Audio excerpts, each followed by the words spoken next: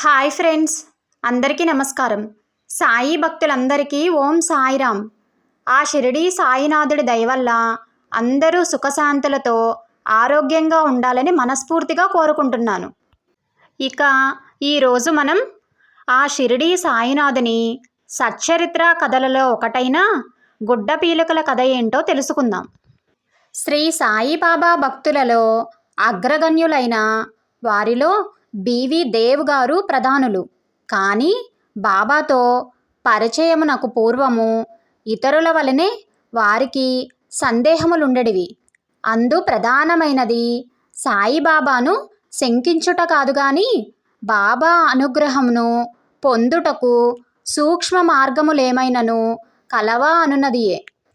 అందువల్లనే దేవ్ షిరిడీ పోయినప్పుడు బాలకరాం అను భక్తుని కలిసి అతడు బాబా దయను ఎట్లు పొందగలిగినాడో ఇంకను చేరువదారులేమైనను ఉన్నవేమో తెలుపమనియు అడగసాగినాడు. తర్వాత చెప్పెదనని బాలకరాం తప్పించుకునినాడు.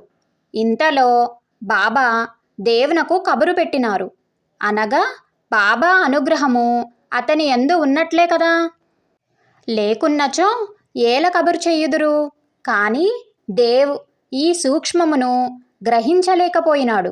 బాబా దయకై ఇంకను దగ్గరి మార్గములు అన్వేషించుచునే ఉన్నాడు. కబురందుకొని అతడు బాబా దగ్గరకు రాగానే, సాయి, నా గుడ్డపీలికలను ఏల దొంగలించుచున్నావు అని ప్రశ్నించిరి. తనకే పాపమును తెలియదనినాడు దేవ్. కానీ బాబా ఊరుకొనలేదు. నీవు ముసలివాడివయ్యుండి కూడా ఇట్టి దొంగతనములు చేయనేలా అని గదిమినారు. తన గుడ్డపీలికలను తనకు ఇచ్చివేయమన్నారు బాబా. దేవు బిత్తరపోయినాడు. బాబా దయ అందకపోగా ఈ దొంగతనం ఏంటిరా నాయనా అని రోదపెట్టినాడు. నిజమునకు బాబాకున్నవి లంగోటి, పొడగాటి చొక్కా, తలకు గుడ్డ, జోలె, ఈ 4 తప్ప ఆయనకింకొక వస్త్రమే లేదు. అటువంటిది గుడ్డపీలికలెచ్చుటయుండును? ఉండవు కదా. కానీ ఇదియే ఆయన చమత్కారము. తనని గురించి ఇతరులను ప్రశ్నించి తెలుసుకొనుట అనున్నది ఆయనకెప్పుడునూ సరిపడదు. అట్లు ఇతరులను అడుగుటయే గుడ్డపీలికలు. నేను కరుణించని ప్రాణి లేదు.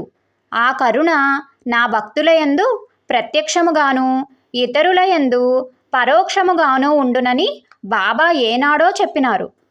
అందువలన బాబా దయానేడు జలతారు వస్త్రములు పొందగోరువారు సరాసరి బాబానే ఆరాధింపవలెనే కానీ ఇతరులను ప్రశ్నించి ప్రయోజనము లేదు. దేవునకు ఆ విషయమును బోధపరచుటకే బాబా అట్లు అతనిని గదిమియున్నారు. ఓం శ్రీ సచ్చిదానంద సమర్థ సద్గురు శ్రీ సాయినాథ్ మహారాజ్కి జై. ఆ బాబావారి దయ ఎల్లప్పుడూ అందరి మీద ఉంటుంది. మనం చెయ్యవలసింది భక్తి శ్రద్ధలతో ఉండడమే. మనందరి మీద కూడా ఆ బాబావారి కరుణా కటాక్షాలు ఎల్లప్పుడూ ఉండాలని మనస్ఫూర్తిగా కోరుకుంటూ అందరికీ ఓం సాయిరామ్. ఓం శ్రీ సాయినాథాయ నమః. శ్రీ సాయి సచ్చరిత్ర కథలను మునుపటి వీడియోస్ కనుక ఎవరైనా చూడనట్లయితే అవి కూడా చూసి విని ఆ బాబావారి ఆశీస్సులు పొందాలని కోరుకుంటున్నాను. ఈ వీడియో కనుక మీకు నచ్చినట్లయితే వీడియోని లైక్ చేసి ఫ్యామిలీ అండ్ ఫ్రెండ్స్కి షేర్ చేయండి. అలాగే SKYS ఛానల్ని సబ్స్క్రైబ్ చేసుకోండి. Thank you for watching friends.